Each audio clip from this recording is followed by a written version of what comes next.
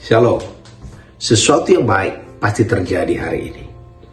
Setelah kita peringati tentang Jumat Agung, di mana Yesus katakan sudah selesai, dan akhirnya dia menyerahkan nyawanya kepada Bapa, dia dikubur, dan pada hari ketiga dia bangkit. Dan waktu dia bangkit pada hari ketiga, di manakah dia tinggal sekarang? Karena tubuh kita dia sudah beli dengan kematiannya di kayu salib. Maka dikatakan saat kita menerima Yesus, maka tubuh kita pun sudah tersalib. Maka hari ini Yesus tinggal dalam diri kita.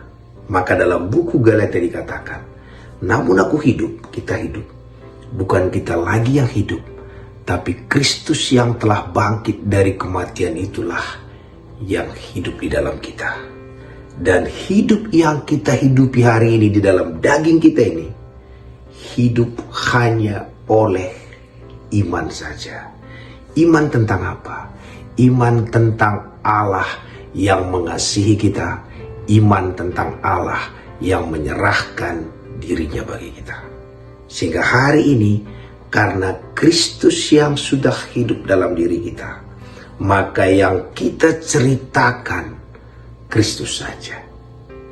Kita mulai menceritakan Kristus kepada setiap kegelapan yang kita alami. Kita ceritakan Kristus kepada sakit penyakit kita. Kita ceritakan Kristus kepada masalah ekonomi kita.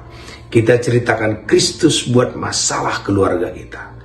Karena kita sudah disalibkan dan yang hidup itu Yesus saja.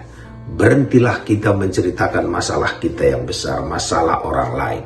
Menceritakan semua tentang kita. Karena tentang kita sudah selesai. Sehingga kebangkitannya yang perlu kita ceritakan adalah Kristus saja.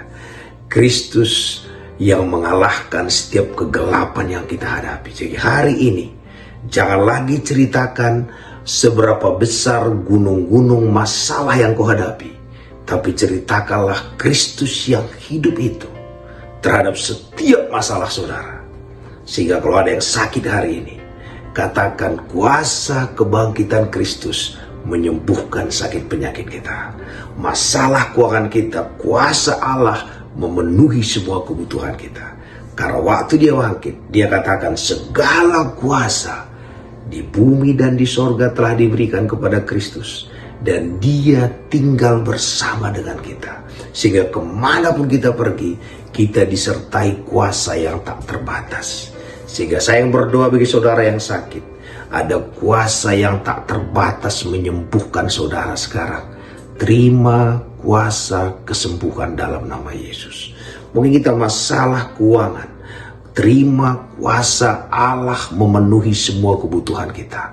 Atau kita perlu mujizat apapun, karena segala kuasa itu sekarang ada bersama dengan kita. Karena pemegang kuasa itu adalah Yesus ada bersama dengan kita.